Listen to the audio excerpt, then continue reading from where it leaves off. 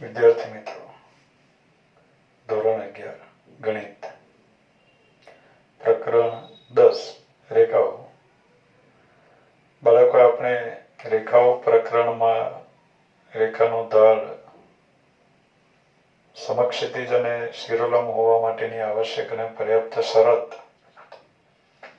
બે રેખાઓ વચ્ચેના ખૂણાનું માપ, અને ત્યારબાદ સ્વાધ્યાય 10.1 પહેલાના જે ઉદાહરણો છે તેનો અભ્યાસ કર્યો. આ વિડીયોમાં આપણે સ્વાધ્યાય 10.1ના પ્રશ્નોનો અભ્યાસ કરીએ. સ્વાધ્યાય 10.1નો પહેલા પ્રશ્નથી આપણે શરૂ કરીએ. પ્રશ્ન નંબર 1. યામ સમતલમાં -4,5, 0,7, 5,-5 અને -4,-2 શિરોબિંદુઓ વાળો ચતુષ્કોણ દોરો. તેનું ક્ષેત્રફળ શોધો. એટલે બાળકો, આપણે યામ સમતલમાં આ 4 શિરોબિંદુઓનું નિરૂપણ કરવાનું છે અને એનાથી રચાતો ચતુષ્કોણ આપણે દોરવાનું છે. ત્યારબાદ આપણે એ ચતુષ્કોણનું ક્ષેત્રફળ શોધવાનું છે. તો અહીંયા યામ સમતલમાં આપણે પહેલા બિંદુઓનું નિરૂપણ કરીએ અને શિરોબિંદુ વાળા ચતુષ્કોણની રચના કરી દઈએ. યામ સમતલ ઉપર બિંદુઓનું નિરૂપણ કરવું છે એટલે આપણે x અક્ષ y અક્ષ લઈ લઈએ. અત્યારે આ પ્રમાણે લઈએ. x અક્ષ અને y અક્ષ. હવે x અક્ષ ઉપર માઇનસમાં -4 સુધી દેખાય છે અને પ્લસમાં +7 સુધી દેખાય છે. એટલે આપણે સ્કેલમાં એ પ્રમાણે નાનું રાખશું કે જેથી બધા બિંદુઓ સમાવી શકાય. x અક્ષ પર -4, 7 તો y અક્ષ ઉપર છે અને પોઝિટિવ સાઈડ 5 સુધી છે.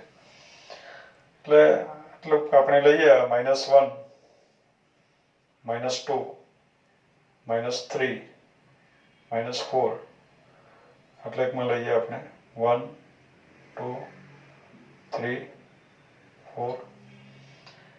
y અક્ષ ઉપર 1, 2, 3, 4, 5, 6, 7 સુધી જશે. -1, -2, -3, -4, -5, -6 અને -7. y અક્ષ ઉપર -5 સુધી જ આપણને જોઈએ છે. આંકડા લખ્યા નથી. બિંદુઓનું નિરૂપણ કરવું છે. પહેલું જે બિંદુ છે એ -4,5 છે. આપણે બિંદુઓના નામ પાડી દઈએ એટલે જેથી નામ સાથે એનું નિરૂપણ આપણે કરી શકીએ. એટલે બિંદુઓના નામ જે પાડીએ છીએ એ આ પ્રમાણે લખી દઈએ. ધારો કે આ જે પહેલું જે બિંદુ છે એ -4,5 છે, B 0,7 છે, C 5,-5 છે અને D -4,-2 છે. આ પ્રમાણે બિંદુઓના નામ પાડી દઈએ. આપણે નાના ધોરણોમાં જ્યારે અભ્યાસ કર્યો હોય ત્યારે લખ્યું છે કે બિંદુને કેપિટલ ABCD વડે દર્શાવે તો કેપિટલ ABCD લખી દીધા. XYZ સુધી એમ તો આવી શકે, વધારે હોય તો. અહીંયા આ પ્રમાણે બિંદુઓ આપણે લઈએ. -4,5 એટલે x યામ -4, y યામ 5 છે, 1, 2, 3, 4 અને 5. લીટા કરવા જરૂરી નથી પણ આ લાઈનમાં આવવું જોઈએ કે -4 માંથી આપણે શિરોલંબ રેખા દોરીએ, 5 માંથી સમક્ષિતિજ રેખા દોરીએ. બંને જ્યાં છેદે એ જે બિંદુ છે એ -4,5 છે. બિંદુમાંથી x અક્ષ ઉપર લંબ દોરીએ તો -4 આગળ છેદવું જોઈએ. y અક્ષ ઉપર લંબ દોરીએ ત્યારે 5 આગળ છેદવું જોઈએ. તો આ જે બિંદુ છે એ -4,5 છે. એ બિંદુને આપણે કહીએ બિંદુ A. એ -4,5. બીજો પોઈન્ટ આપ્યો B 0,7. એ બિંદુનો x યામ 0 છે અને y યામ 7 છે. x યામ 0 છે મીન્સ કે એ બિંદુ y અક્ષ ઉપર હોય. 0,7 એટલે કે 1, 2, 3 આ 5 છે જ આપણને ખ્યાલ છે. 6, 7 એટલે આ બિંદુ આપણને મળ્યું. આ જે બિંદુ છે એને કહીશું આપણે B 0,7. ત્રીજો પોઈન્ટ આપ્યો આપણે 5,-5. x યામ 5 છે અને y યામ -5 છે. x is 5 and y is -5. 5, -5. તો આટલેકમાં xm 5 આવશે 5 અને ym -5 એટલે નીચેના અડધા તલમાં છે -1 -2 -3 -4 -5 એટલે બંને લાઈનો જ્યાં ભેગી થાય છે લાઈનો એટલી બધી જરૂરી નથી, દોરો તોય ચાલશે, ના દોરો તોય ચાલશે. આ જે બિંદુ છે C 5, -5 છે. ત્યાર પછીનું જે પોઈન્ટ છે D -4, -2, xm -4 અને ym -2 -4 આ ym -1 -2 એટલે આ પ્રમાણે આવશે -4, -2 આ પોઈન્ટ આપણને મળ્યો -4, -2 પોઈન્ટ એને આપણે D કહીએ D -4, -2 એટલે આ પ્રમાણે બિંદુઓનું આપણે નિરૂપણ કરી શકીએ. હવે એ શિરોબિંદુ વાળો ચતુષ્કોણ આપણે દોરવાનું છે એટલે બિંદુઓને આપણે ક્રમમાં જોડી દઈએ એટલે આપણને ચતુષ્કોણ મળે. દાખલા તરીકે AB, BC,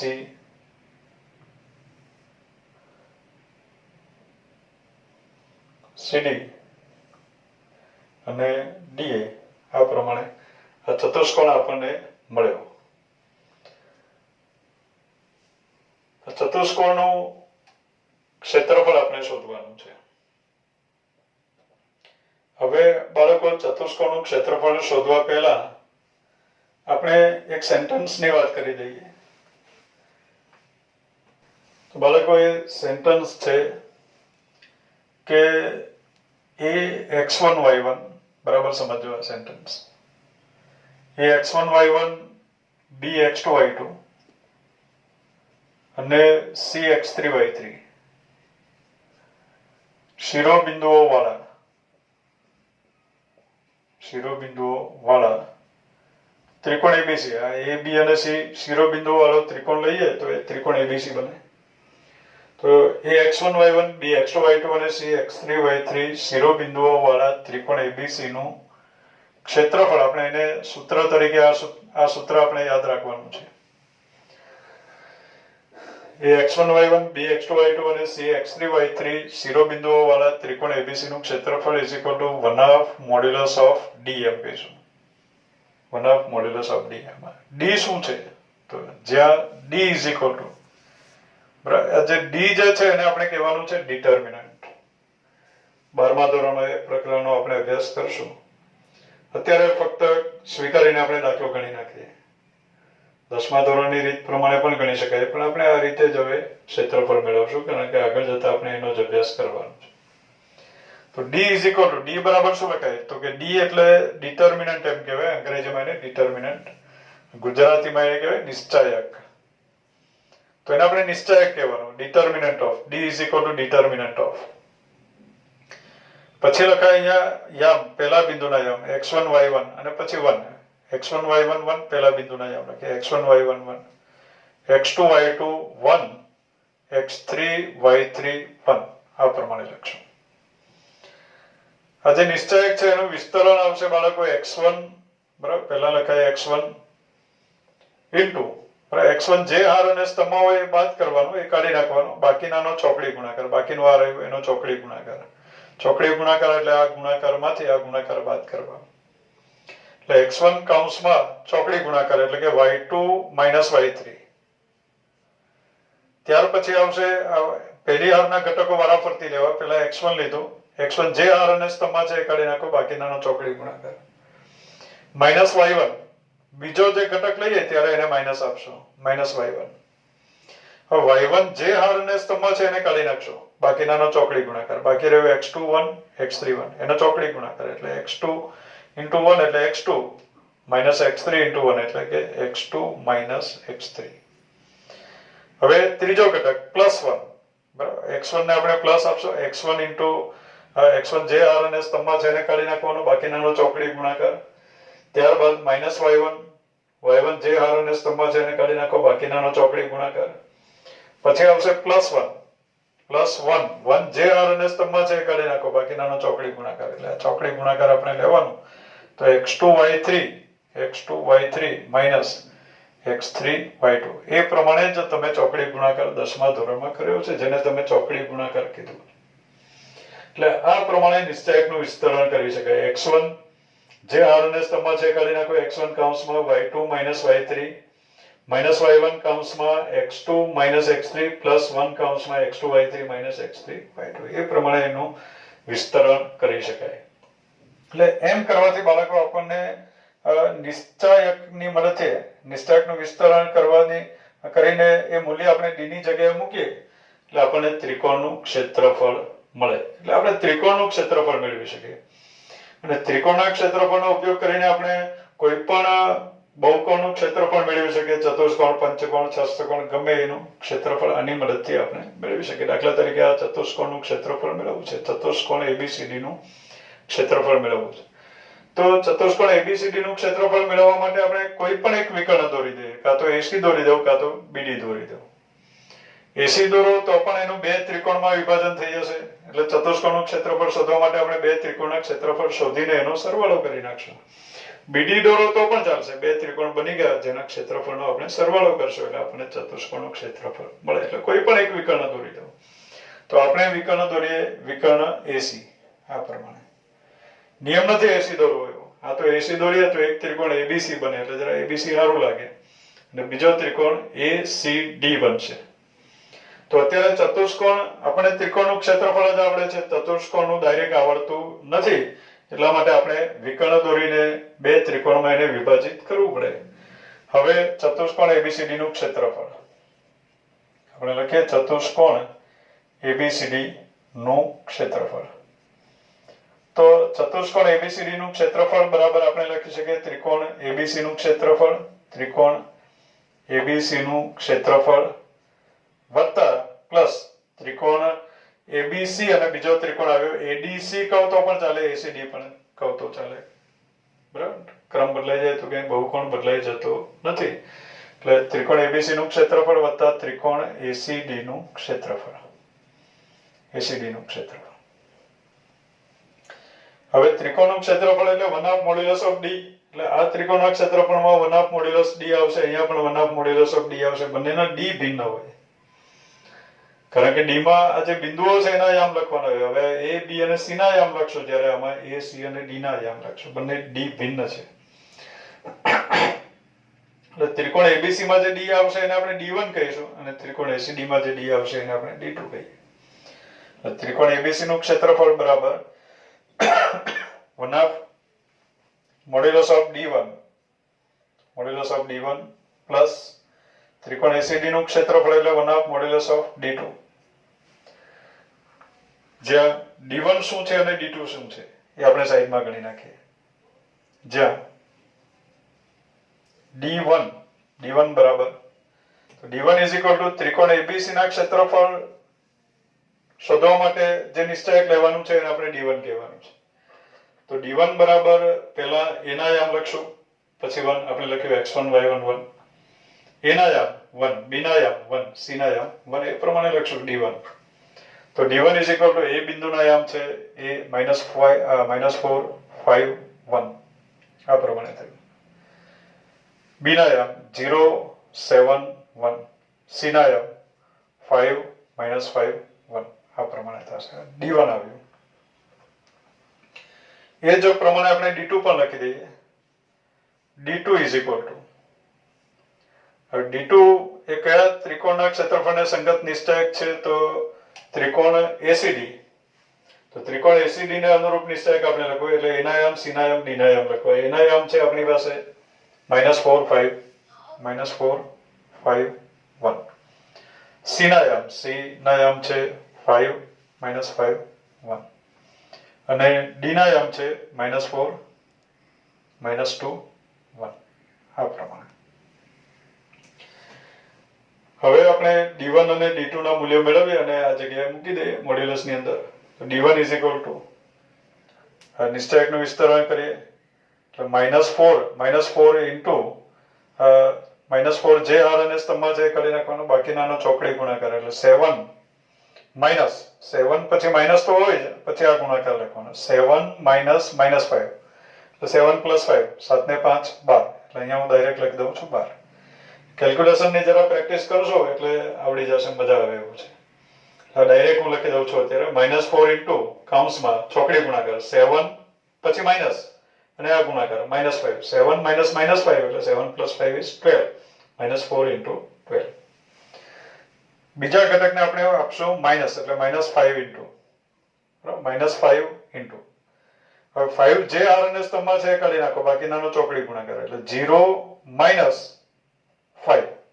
0 - 5 is -5. -5 અહીંયા લખીએ તો અહીંયા થઈ ગયું +5 પ્લસ 1 ઇન્ટુ 1 જે r અને સ્તંભમાં છે એ કાઢી નાખો બાકીનાનો ચોકડી ગુણાકાર એટલે 0 - 7 × 5 = 35. 0 - 35 એટલે -35.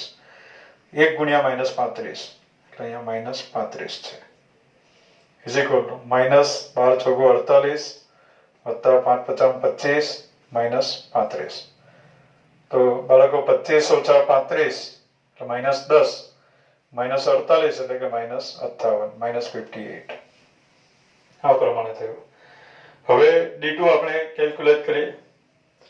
d2 is equal to d2 બરાબર -4 ઇન્ટુ -4 જે r અને સ્તંભમાં છે એ કાઢી નાખો બાકીનાનો ચોકડી ગુણાકાર -5 -2 -5 પછી માઇનસ અને આ ગુણાકાર આવ્યો -2 એટલે -5 - -2 એટલે -5 + 2 is -3 એટલે અહીંયા લખીએ ગુણાકારમાં -3. બીજા ઘટકને આપણે માઇનસ આપીએ એટલે -5 થયું. 5 જે r અને સ્તંભમાં છે એ કાઢી નાખો એટલે 5 - -4 5 - -4 એટલે 5 + 4 5 + 4 is 9 +1 ઇન્ટુ આ બેનો ગુણાકાર -10 -10 આ બેનો ગુણાકાર 20 થયો એટલે -10 -20 એટલે કે -30 આ પ્રમાણે થયું. is equal to -4 into -3 is 12 -9 × 45 -30 45 -45 -30 -45 -30 એટલે -75 વત્તા 12 + 12 એટલે કે -63 આપણને મળે. તો અહીંયા લખાશે બાળકો ચતુષ્કોણ ABCD નું ક્ષેત્રફળ બરાબર 1/2 modulus of d1 d1 is -58 અને plus 1/2 modulus of d2 is -63 is equal to 1/2 -58 નું મોડ્યુલસ 58 પ્લસ 1/2 -63 નું modulus 63 is equal to 1/2 common 58 + 63 58 + 63 એટલે 121 એવો આવે છે લગભગ એટલે એક્ઝેક્ટ 121 ભાગ્યા 2 એટલે 60.5 અથવા તો આપણે 121/2 એટલું જ લખી આપશું તો પણ ચાલશે. 121 ભાગ્યા 2 આટલા એકમ આપણને ચતુષ્કોણ ABCD નું ક્ષેત્રફળ મળે. એટલે આ પ્રમાણે ચતુષ્કોણ ABCD નું ક્ષેત્રફળ મેળવી શકાય. નેક્સ્ટ દાખલા નંબર 2. એક સમબાજુ ત્રિકોણનો પાયો y અક્ષ ઉપર એવી રીતે આવેલો છે કે તેનું મધ્ય બિંદુ ઉગમ બિંદુ છે.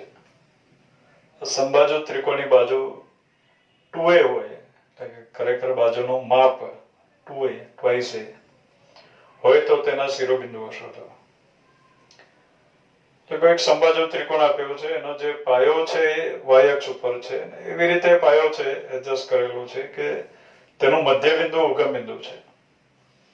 સમબાજુ ત્રિકોણની બાજુનું માપ આપ્યું છે. બાજુ 2a એમ નહીં કહેવાય પણ બાજુનું માપ 2a હોય twice a તો તેના શિરોબિંદુઓ શોધો. સમજીએ આપણે એને આકૃતિ દ્વારા સમજવાનો પ્રયત્ન કરીએ. એક સમબાજુ ત્રિકોણનો પાયો y અક્ષ ઉપર છે. આ પ્રમાણે લઈ લઈએ આપણે x અક્ષ y અક્ષ. સમબાજુ ત્રિકોણનો પાયો y અક્ષ ઉપર છે અને પાયો મીન્સ કે બેઝ એક બાજુ y અક્ષ ઉપર આપણે ગોઠવવાની છે અને એવી રીતે ગોઠવવાનું છે કે તેનું મધ્ય બિંદુ ઉગમ બિંદુ છે. એટલે ઉગમ બિંદુ મધ્ય બિંદુ હોય એ પ્રમાણે આપણે બેઝ સમબાજુ ત્રિકોણની એક બાજુ એડજસ્ટ કરવાની છે. તો આ પ્રમાણે લઈ લઈએ કે જેથી આ જે બાજુ છે એનું મધ્ય બિંદુ ઉગમ બિંદુ છે. આ પ્રમાણે લઈ લઈએ આપણે. આ સમબાજુ ત્રિકોણની એક બાજુ છે એમ સમજો, જેને પાયો કીધું બેઝ, અને એનું મધ્ય બિંદુ ઉગમ બિંદુ છે. મધ્ય બિંદુ જે છે ઉગમ બિંદુ છે, O 0,0 છે. સમબાજુ ત્રિકોણનો પાયો y અક્ષ ઉપર છે અને એવી રીતે છે કે તેનું મધ્ય બિંદુ ઉગમ બિંદુ છે. તો સમબાજુ ત્રિકોણની બાજુનું માપ ટ્વાઇસે હોય તો તેના શિરોબિંદુઓ શોધો. તો બાળકો અહીંયા સમબાજુ ત્રિકોણનું જે ત્રીજું શિરોબિંદુ છે, બે શિરોબિંદુ અહીંયા આવી ગયા બાળકો. આ રેખાખંડના જે અંત્ય બિંદુ છે, બાજુ છે, ત્રિકોણની બાજુ છે, તો એના જે અંત્ય બિંદુઓ છે એ ત્રિકોણના શિરોબિંદુઓ છે, એટલે બે શિરોબિંદુઓ મળી ગયા. હવે સમબાજુ ત્રિકોણની બાજુનું માપ ટ્વાઇસે છે. દરેક બાજુનું માપ, સમબાજુ ત્રિકોણ છે એટલે દરેક બાજુનું માપ ટ્વાઇસે છે, 2a જેટલું છે. અને આ મધ્ય બિંદુ છે તો આ જે ભાગ છે આ લંબાઈ a જેટલી હશે અને આ પણ a જેટલું હશે, એટલે આખી બાજુનું માપ આવી ગયું ટ્વાઇસે. હવે બાળકો ક્લિયર છે કે આ અંતર a હોય તો આ બિંદુના આયામ y અક્ષ પરનું બિંદુ છે અને આ અંતર a છે. એક એકમ અંતરે જે બિંદુ હોય 0,1 હોય, બે અંતરે 0,2. તો એ અંતરે જે બિંદુ છે એ 0,a હશે, એટલે આ બિંદુ 0,a છે અને આપણે a નામ આપી દઈએ. આ જે બિંદુ છે એ b. હવે આ અંતર તો એ છે પણ નીચેના અર્ધતલમાં છે, એટલે બિંદુના યામ થાય 0,-a. અંતર એક હોય, નીચેના અર્ધતલમાં હોય તો બિંદુ આવે 0,-1. અંતર 2 હોય, નીચેના અર્ધતલમાં હોય તો બિંદુ આવે 0,-2. અંતર a છે અને નીચેના અર્ધતલમાં છે તો બિંદુ આવ્યું 0,-a. એટલે એક શિરોબિંદુ આવ્યું 0,a, બીજું શિરોબિંદુ આવ્યું 0,-a. તો સમબાજુ ત્રિકોણ બને તો બાળકો ત્રીજું શિરોબિંદુ, આ એક્ઝેક્ટ મધ્ય બિંદુ ઉગમ બિંદુ છે, તો બાળકો એનું ત્રીજું શિરોબિંદુ x અક્ષ ઉપર જ હોય 100%. ત્રીજું શિરોબિંદુ x અક્ષ ઉપર જ હોય. આપણે પ્રશ્ન પૂછી શકીએ, વિદ્યાર્થી રૂબરૂમાં હાજર હોય તો આપણે કહી શકીએ કે કેમ ત્રીજું શિરોબિંદુ x અક્ષ ઉપર જ હોય. તો બાળકો આ મધ્ય બિંદુ છે અને સમબાજુ ત્રિકોણમાં તે મધ્યગા કહો કે વેધ કહો કે બાજુનો લંબ દ્વિભાજક કહો, બધું એક જ છે. મધ્યગા પણ એ જ છે, વેધ પણ એ જ છે. હવે જે મધ્યગા છે બરાબર, આ મધ્ય બિંદુમાંથી પસાર થતી, આ મધ્ય બિંદુમાંથી પસાર થાય અને આ બાજુને લંબ છે એટલે એ જ વેધ છે. અને વેધ જે છે એની ઉપર જ ત્રીજું શિરોબિંદુ હોય. વેધ હંમેશા ત્રીજા શિરોબિંદુમાંથી પસાર થાય. મીન્સ કે આ x અક્ષ એ વેધ છે, તો ત્રીજું શિરોબિંદુમાંથી પસાર થાય મીન્સ કે ત્રીજું શિરોબિંદુ x અક્ષ ઉપર જ છે. મધ્ય બિંદુમાંથી પસાર થતી લંબ રેખા મધ્ય બિંદુમાંથી પસાર થાય છે એટલે એ જ મધ્યગા છે અને લંબ છે એટલે એ જ વેધ છે. અને સમબાજુ ત્રિકોણનું વેધ છે તો ત્રીજું શિરોબિંદુ એ વેધ ઉપર જ હોય. વેધ, ત્રિકોણનો વેધ હંમેશા શિરોબિંદુમાંથી પસાર થાય. રેખાખંડ છે, ત્રિકોણના શિરોબિંદુ અને સામેની બાજુના શિરોબિંદુમાંથી સામેની બાજુ ઉપર દોરેલો લંબ રેખાખંડ એટલે વેધ કહેવાય. તો મધ્યગા એ જ વેધ છે, મીન્સ કે આ મધ્યગા પણ છે અને વેધ પણ છે, તો પછી શિરોબિંદુ પણ ક્યાં છે? x અક્ષ ઉપર જ છે. એટલે ત્રીજું શિરોબિંદુ 100% x અક્ષ ઉપર જ હોય. હવે આપણું કામ છે આ શિરોબિંદુના યામ શોધવાનું. આપણે લખાણ કંઈ કરશું નહીં. આ a છે એટલે 0,a થઈ ગયું, 0,-a થઈ ગયું, કોઈ ઉલ્લેખ કરતા નથી આપણે અત્યારે. ત્રીજું શિરોબિંદુ c x અક્ષ ઉપર છે એટલે એનો y યામ તો 0 છે પાક્કું, પણ એનો x યામ આપણને ખબર નથી. ધારો કે x યામ x છે એવું લઈ લઈએ, અથવા તો x યામ p છે એવું લઈ લઈએ અને y યામ 0 છે. p ખબર પડી જાય તો આપણને ત્રીજા શિરોબિંદુના યામ ખબર પડી જાય. બે શિરોબિંદુના યામ તો ખબર પડી ગયા, આપણને કીધું તેના શિરોબિંદુઓ શોધો. એમાંથી બે શિરોબિંદુ તો આપણને જડી ગયા. ત્રીજું શિરોબિંદુના યામ આપણે શોધવાનું. આપણે ધારી લઈએ, ધારો કે ત્રીજું શિરોબિંદુ c p,0 છે. એટલે અત્યારે એક શિરોબિંદુ બરાબર, સમબાજુ ત્રિકોણનું એક શિરોબિંદુ a 0,a છે, બીજું શિરોબિંદુ b 0,-a છે, ત્રીજું શિરોબિંદુ આપણે ધારી લઈએ c p,0 છે. એટલે અહીંયા હું લખી દઉં સમબાજુ ત્રિકોણનું ત્રીજું શિરોબિંદુ બાકીનું બધું લખાણ આપણે આકૃતિમાં આવી ગયું એમ સમજીએ. સમબાજુ ત્રિકોણનું ત્રીજું શિરોબિંદુ C P,0 હોય તો આપણું કામ છે અજ્ઞાત P શોધવાનું. જો P ખબર પડી જાય તો ત્રીજું શિરોબિંદુના યામ આપણને મળી જાય. ત્રીજું શિરોબિંદુ C P,0 છે. આપણે અજ્ઞાત P શોધવાનું છે. તો અજ્ઞાત શોધવા માટે આપણે શરત લઈ લેવી પડે. તો અત્યારે શરત કઈ તો કે આ સમબાજુ ત્રિકોણ છે, મીન્સ કે AC બરાબર BC એવું લખી શકાય, અથવા તો AB બરાબર AC. કોઈ પણ એક શરત લઈ લો. AB બરાબર BC બરાબર AC છે, એમાંથી કોઈ પણ એક ઇક્વાલિટી લઈ લો. AB બરાબર AC લઈ લો તો પણ ચાલશે, BC બરાબર AC લો તો પણ ચાલશે, અને AB બરાબર BC લો તો પણ ચાલશે. તો અત્યારે આપણે લખી દઈએ AC is equal to BC. AC is equal to BC, અથવા તો AB is equal to BC એવું આપણે લઈ લઈએ. AB is equal to BC implies AB is twice A.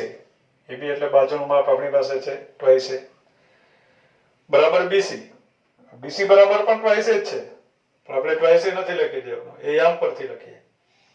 તો B અને C વચ્ચેનું અંતર આપણે લખવાનું છે. B અને C વચ્ચેનું અંતર. B ના યામમાં માઇનસ એટલે મજા નહીં આવે. આપણે એક કામ કરીએ, AC લખી દઈએ, એટલે એના યામમાં પ્લસ A છે, સારું લાગે. જરૂર નથી માઇનસ A નહીં જ લખાય એવું નહીં, આ તો જરા સારું લાગે એટલા માટે. તો અહીંયા AC લખ્યું. A અને C વચ્ચેનું અંતર સૂત્ર પ્રમાણે A અને C વચ્ચેનું અંતર લખવાનું છે. x1 y1 અને x2 y2 વચ્ચેનું અંતર શોધવાનું સૂત્ર x1 - x2 whole square plus y1 - y2 whole square નું વર્ગમૂળ. એટલે AC બરાબર A અને C વચ્ચેનું અંતર લખવું છે, એટલે under route x1 - x2 0 - p whole square. p - 0 લખો તો પણ ચાલશે. p - 0 whole square plus a - 0 whole square એટલે કે a square implies twice a is equal to under route p - 0 whole square એટલે કે p square plus a square. બંને બાજુ આપણે વર્ગ કરીએ, વર્ગમૂળ દૂર કરીએ. આપણે અજ્ઞાત p શોધવો છે. p શોધવા માટે આ વર્ગમૂળ દૂર કરવું પડે. વર્ગમૂળ દૂર કરવો હોય તો બંને બાજુ વર્ગ કરીએ એટલે આપણને મળ્યું 4a square is equal to p square plus a square. આ a સ્ક્વેર આ બાજુ લઈ આવો એટલે 3a square is equal to p square. આપણે p સ્ક્વેર p શોધવાનું છે. p square is equal to 3a square. તો બાળકો p square is equal to 3a square, તો આપણે આમ પણ લખી શકીએ કે p square is equal to √3a whole square. આમ પણ લખી શકાય. √3a હોલ સ્ક્વેર એટલે 3a સ્ક્વેર થઈ ગયું. હવે સીધી વાત છે કે x square is equal to a square હોય તો x બરાબર લખાય પ્લસ ઓર માઇનસ a. ખાસ ધ્યાનમાં રાખવું, x square is equal to a square હોય તો x બરાબર a લખવાની ટેવ નહીં પડે, x is equal to plus or minus a જ આવે. તો અત્યારે p square is equal to √3a square છે, તો આપણે લખી શકીએ p is equal to plus or minus √3a. આ પ્રમાણે મળે. એટલે p ની કિંમત આપણને મળી પ્લસ ઓર માઇનસ √3a. તો પછી c ના યામ મળી ગયા plus or minus √3a,0 plus or minus √3a,0 એ પ્રમાણે મળ્યો. માટે પ્રશ્ન એ થાય કે અહીંયા બે કિંમતો કઈ રીતે આવી? એક બિંદુને બે યામ તો નહીં હોય. તો બાળકો ખરેખર આ જે p છે, અહીંયા p એનું મૂલ્ય √3a છે અને y યામ 0 છે. હવે સમબાજુ ત્રિકોણ આ તરફ જ મળે એવું જરૂર નથી, આ બાજુ પણ મળે સમબાજુ ત્રિકોણ. થિયરી બરાબર પરફેક્ટ બરાબર એપ્લાય કરો તો જેટલા પણ બિંદુઓ હશે આપણને મળી જશે, આપણને ખ્યાલ પણ નહીં હોય. તો આ પણ એક બિંદુ એવું મળે કે જ્યાં સમબાજુ ત્રિકોણ બને. આ બેઝ જ છે, જો આ પાયો છે અને આ સમબાજુ ત્રિકોણ બની ગયો, અને આ બિંદુના યામ હશે -√3a,0 એટલે આપણને બે બિંદુ મળ્યા. એક √3a,0 મળ્યું અને બીજું -√3a,0 મળ્યું. એટલે આપણે શિરોબિંદુના યામ જ્યારે લખીએ ત્યારે આપણે લખશું માટે માંગેલ શિરોબિંદુઓ, ત્રણેય શિરોબિંદુઓ ભેગા લખી આપવાનું છે. માંગેલ શિરોબિંદુઓ, તો એમાં પહેલું શિરોબિંદુ 0,a, બીજું શિરોબિંદુ 0,-a અને ત્રીજું શિરોબિંદુ √3a,0. આ ત્રણ શિરોબિંદુ આવી ગયા. અહીંયા વચ્ચે અને આવશે બરાબર. આ ત્રણ શિરોબિંદુઓ 0,a, 0,-a અને √3a,0. અથવા સમબાજુ ત્રિકોણ આ હશે તો આ પ્રમાણે ત્રણ શિરોબિંદુઓ. અથવા સમબાજુ ત્રિકોણ આમ પણ હોઈ શકે. તો શિરોબિંદુ આવશે 0, a 0, -a અને -√3a, 0. એટલે આન્સર આ પ્રમાણે અપાશે. માંગેલ શિરોબિંદુ આ 3 હોઈ શકે અથવા આ 3 હોઈ શકે. એ પ્રમાણે આન્સર આપી શકાય. નેક્સ્ટ દાખલા નંબર 3. જ્યારે પેલું બે વિકલ્પ આપ્યા છે આપણે. જ્યારે પેલું PQ y અક્ષને સમાંતર હોય અને બીજું PQ x અક્ષને સમાંતર હોય. બંને એકી સાથે ના હોય. y અક્ષને સમાંતર હોય તો બિંદુ Px1 y1 અને Qx2 y2 વચ્ચેનું અંતર શોધો. અને x અક્ષને સમાંતર હોય તો P અને Q વચ્ચેનું અંતર શોધો. એવો પ્રશ્ન છે. પહેલા વિકલ્પની વાત કરીએ આપણે કે PQ એટલે ખરેખર એવું હોય કે રેખાખંડ PQ y અક્ષને સમાંતર હોય. રેખાખંડ PQ y અક્ષને સમાંતર હોય. રેખાખંડ PQ y અક્ષને સમાંતર હોય ત્યાંની આપણે વાત કરીએ. તો બાળકો સમજવા માટે એક નાની આકૃતિ આપણે દોરીએ. આ પ્રમાણે બે બિંદુઓ છે Px1 y1 અને Qx2 y2. રેખાખંડ PQ y અક્ષને સમાંતર એટલે કે શિરોલંબ. એટલે આ પ્રમાણે y અક્ષને સમાંતર આપણે લઈ લઈએ. ગમે લઈ શકો. y અક્ષને સમાંતર ગમે ત્યાં દોરી શકો. સમજવા માટે આપણે અત્યારે આ પ્રમાણે લઈ લીધું છે. P ના યામ આપણે લખ્યા x1 y1 આપણને આપ્યા છે. Q ના યામ આપ્યા x2 y2. P અને Q વચ્ચેનું અંતર શોધવાનું છે. હવે જ્યારે આ રેખાખંડ શિરોલંબ હોય y અક્ષને સમાંતર, તો આપણે આગળ પણ વાત કરીએ છીએ કે y અક્ષને સમાંતર રેખા પરના દરેક બિંદુનો x યામ સમાન હોય. એટલે P નો જે x યામ છે એ Q નો પણ x યામ છે.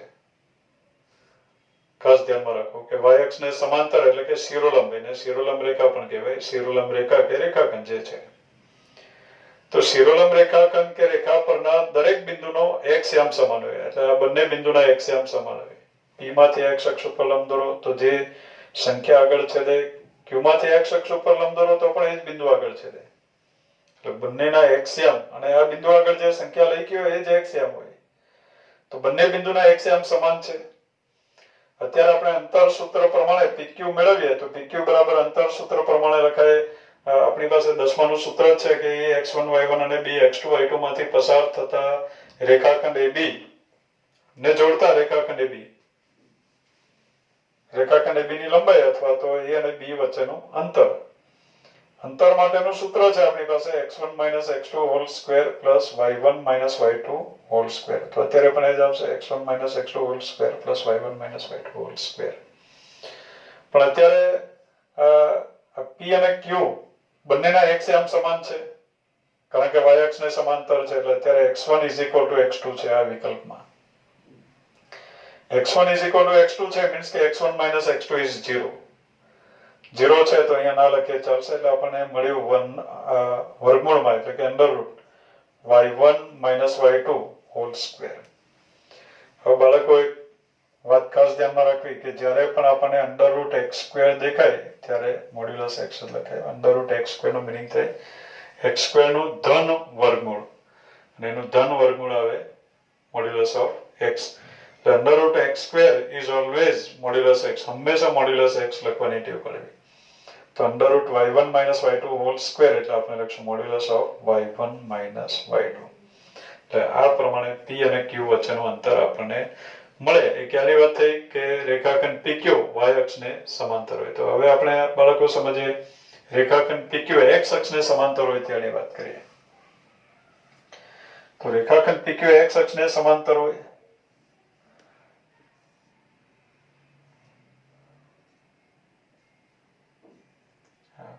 રેખાખંડ PQ x અક્ષને સમાંતર છે અત્યારે એમ સમજો. એટલે બિંદુ P છે, Q છે, P ના યામ x1, y1 છે અને Q ના યામ x2, y2 છે.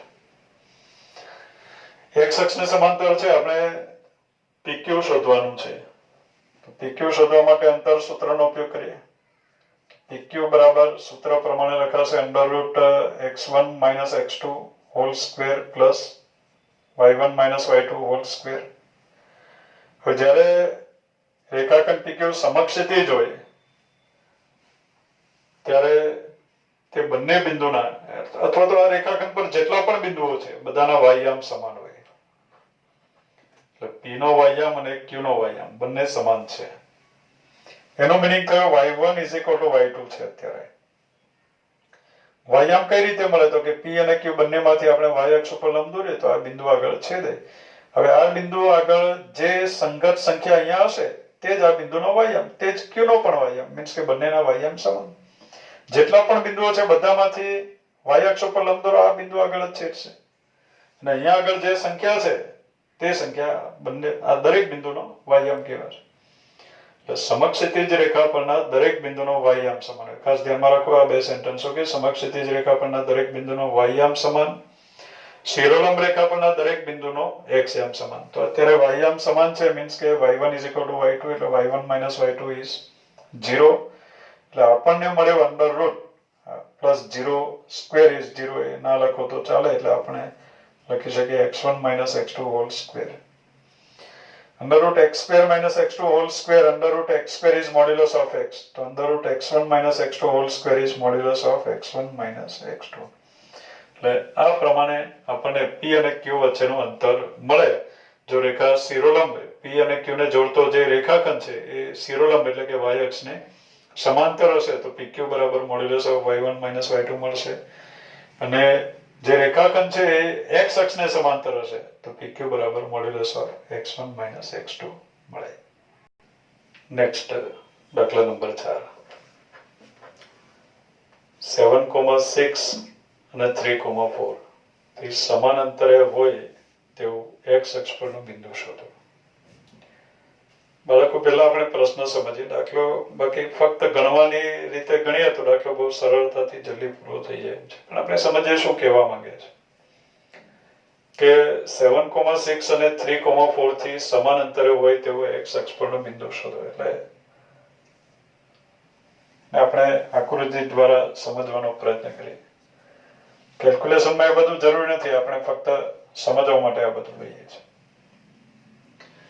એક પોઈન્ટ આપ્યો આપણને 7,6, x યામ 7 અને y યામ 6. 7,6 1 2 3 બરાબર, 3 3 છે તો 6 7 6 અને 7. 7,6 3 આપણે લઈ શકીએ આ 3 અને 3 6, 3 અને 6. એટલે આ જે બિંદુ છે 7,6 x યામ 7 છે, y યામ 6 છે. આ પ્રમાણેનું કંઈક બિંદુ આપણને મળશે. 7,6 આ પોઈન્ટ આપણને મળે 7,6. બિંદુને આપણે એ કહી દઈએ એ 7,6. બીજો એક પોઈન્ટ આપ્યો આપણને 3,4, x યામ 3 છે અને y યામ 4. 1 2 3 x યામ 3 y યામ 4. આટલેકમાં આવશે 3,4 પોઈન્ટ. આ બિંદુ એને આપણે B કહીએ. તો આપણે એવું કહીએ છીએ કે A અને B થી સમાન અંતરે હોય તેવું, આ બંને બિંદુથી સરખા અંતરે હોય એવું x અક્ષ પરનું બિંદુ મેળવો. તો બાળકો આ જે બિંદુઓ છે A અને B એને આપણે જોડી દઈએ. રેખાખંડ AB, રેખાખંડ AB થયો. રેખાખંડ AB માં A અને B થી સમાન અંતરે હોય એવા બિંદુ આપણે શોધવા છે, પણ એવા બિંદુમાંથી આપણે x અક્ષ પરનું બિંદુ શોધવું છે. તો આપણને ખબર છે કે આ મધ્ય બિંદુ સમાન અંતરે હોય, A અને B થી સમાન અંતરે હોય, પણ એ x અક્ષ પર નથી. આપણે x અક્ષ પરનું બિંદુ શોધવાનું છે. તો એ મેળવવા માટે શું કરાય તો કે બાળકો રેખાખંડ AB જે છે એનો લંબ દ્વિભાજક આપણે દોરવો પડે. રેખાખંડનો લંબ દ્વિભાજક. લંબ દ્વિભાજક મીન્સ કે એના મધ્ય બિંદુમાંથી પસાર થતી લંબ રેખા. રેખાખંડના મધ્ય બિંદુમાંથી પસાર થતી લંબ રેખા એને કહેવાય રેખાખંડનો લંબ દ્વિભાજક. તો આ જે મધ્ય બિંદુ છે એમાંથી બાળકો રેખાખંડ AB નો લંબ દ્વિભાજક એટલે એના મધ્ય બિંદુમાંથી પસાર થતી લંબ રેખા. તો એના મધ્ય બિંદુમાંથી પસાર થતી આપણે લંબ રેખા દોરીએ આ પ્રમાણે. રેખાખંડ AB ના મધ્ય બિંદુમાંથી પસાર થતી લંબ રેખા. મધ્ય બિંદુમાંથી પસાર પણ થવું જોઈએ અને રેખાખંડ AB ને લંબ પણ હોવું જોઈએ. તો એને કહેવાય રેખાખંડ AB નો લંબ દ્વિભાજક. અને એ જે લંબ દ્વિભાજક છે એના પરનું દરેક બિંદુ A અને B થી સમાન અંતરે હોય.